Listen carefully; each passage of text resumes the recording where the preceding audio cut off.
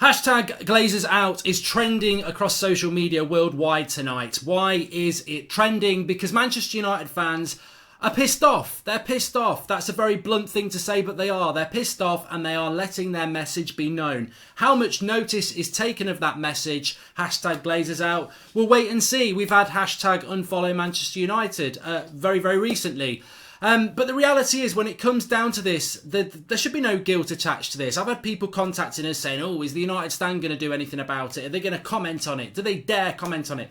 What is bad about commenting or tweeting hashtag Glazers out if you are a Manchester United fan and you're not happy with the way the club is being run? At the end of the day, if you have a meal or you have a bad loaf of bread from Tesco and you take it back because you're not happy, you are a consumer not happy with what that is. Very, very simplistic, but people should not feel guilty at expressing their unhappiness if they are currently unhappy with the situation at Manchester United. Whether they take notice of that, I don't know. Whether there should be more openness with the fans, yes. But the reality is, when it comes to the Glazers, a lot of people will have different understandings of this. You might be pissed off because we've not signed Neymar. You might be pissed off because even when we won the Champions League in 2008 and won the league, you still didn't like the ownership structure. That's something I've always been very consistent about. To moan about the ownership structure of Manchester United when things aren't going well on the pitch is very, very easy. But actually, the issue was there from day one. Did you like Manchester United Football Club being taken over by non-Manchester United fans who bought us on a mountain of debt and were clearly buying? I mean, from a business point of view, I've always said the Glazers, what a business decision that is. Buy Manchester United on debt and then spend the next 20 years reaping the benefits, the millions and millions of pounds of profit that you're always going to get. Brilliant businessmen, what they did. Not Manchester United fans. Arguably don't have the best interests of Manchester United on the pitch at their heart. Because the point is there that, well, yeah, we have been successful, but a lot of money comes out of the football club that actually, if we were owned in a different way, maybe like a Manchester City, maybe like a Liverpool, we would spend more money on the infrastructure. And it's not just players. It's not just, stadium, facilities, scouting, whatever. Manchester United could be run a lot better. And that, for me, is where I do jump on the hashtag Glazers out thing. Because I think that, for me, is where I don't like the ownership structure of Manchester United. I would much rather if we were run in a different way. But this has been over longer than the last decade. This is not because of Manchester United on the pitch. If this sort of thing makes change happen at Manchester United, then it can only be a good thing. We should not be scared of it. We should not be scared of the words hashtag Glazers out. You're not starting a revolution, because I don't think it will make any difference. Their hands are firmly around the neck of Manchester United. They firmly own the club, and the structure they have with whether it's people like Ed Woodward, the current manager of the club, whatever, they're in control of that. And Manchester United fans are consumers, and we buy, you go to the games, you buy the subscriptions, you watch them on the TV, you buy the merchandise, the money rolls in, the season tickets are sold out in record time. How do you make change? Very, very difficult. Very, very difficult, especially in a club like Manchester United, where there are so many different factions. There are so many supporters groups. There are so many fan channels. There are so many fanzines, and each one of them are fighting with each other to be the number one. You'll never become united. So we will never form together and have a voice that is united.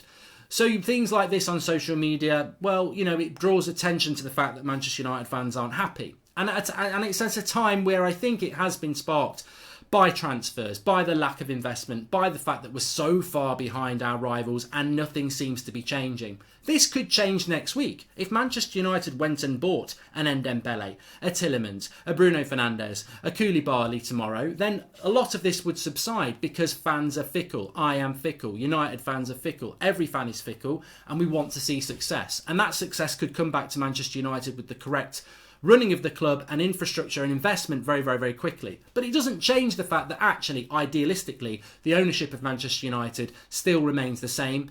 And does it fit right that, United, massive dividends are paid to the owners?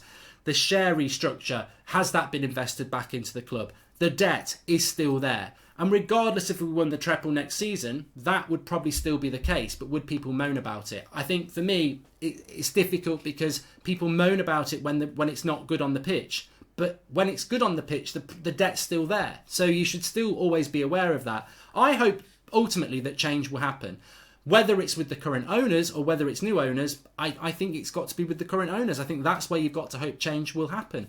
And I would just say this, my biggest gripe with Manchester United is the fact that over the last 6 years, we have spent money. We have spent money. This is something that I will say the Glazers have invested money. Have they invested enough? No. Have they taken too much out? Yes, but they have invested money over the last few years.